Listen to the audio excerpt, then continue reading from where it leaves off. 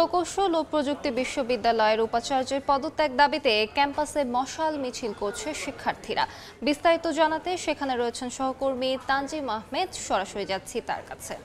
তানজিম, খুলনা প্রকৌশল ও প্রযুক্তি বিশ্ববিদ্যালয়ের শিক্ষার্থীদের যে এক দফা দাবিতে বিক্ষোভ চলছিল উপাচার্যের পদত্যাগ, সেই দাবিতে তারা বিক্ষোভ কর্মসূচি অব্যাহত রেখেছে। ঠিক সন্ধ্যার পর থেকে শিক্ষার্থীরা বিশ্ববিদ্যালয়ের দুর্বার বাংলা পাদদেশ সেখানে জড়ো হতে শুরু করে। এক পর্যায়ে তারা মশাল হাতে বিক্ষোভ মিছিল শুরু করে।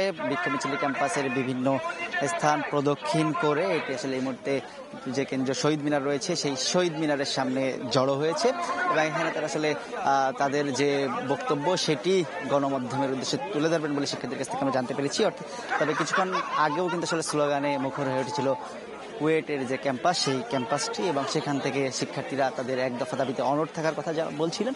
তারা বলছিলেন উপাচার্যের পদত্যাগ ব্যতীত অন্য কোনো ধরনের দাবি এই মুহূর্তে তাদের নেই। অর্থাৎ তাদের অন্য যেসব 6টি দফা দাবি ছিল সেই সব দাবির নতুন উপাচার্য এসে তার হাত ধরেই আসলে সেই সব দাবি পূরণ করতে হবে।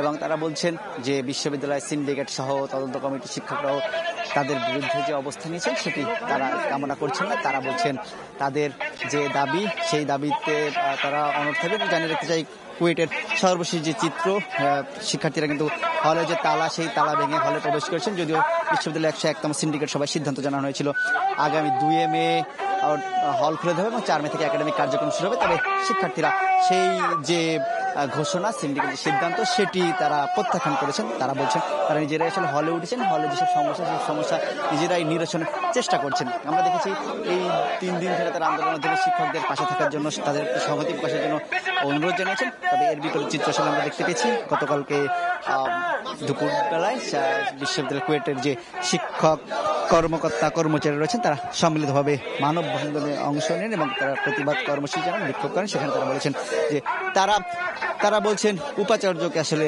শিক্ষক কর্মচারীরা তাকে উপাচার্যের কুয়েটে থাকবেন সেটি তারা বলছেন। তারা তাদের সেই দাবির কথা বলছেন। অর্থাৎ কুয়েটের সার্বিক চিত্র যদি সহজে বলতে চাই সেটি হচ্ছে, একদিকে শিক্ষার্থী রয়েছেন, অপরদিকে শিক্ষক কর্মচারীর অবস্থান নিয়েছেন। 22 জন শিক্ষার্থী নয় মামলা হয়েছে, 37 জন শিক্ষার্থীকে সাময়িক বহিষ্কারের সিদ্ধান্ত হয়েছে। সবকিছু মিলে কুয়েটে কিন্তু এক ধরনের অচল অবস্থা তৈরি হয়েছে। তো কুয়েট ক্যাম্পাস থেকে শিক্ষার্থীর বিক্ষোভের যে খবর আমার কাছেই ছিল সর্বশেষ। সরাসরি যুক্ত ছিলাম কুয়েটে।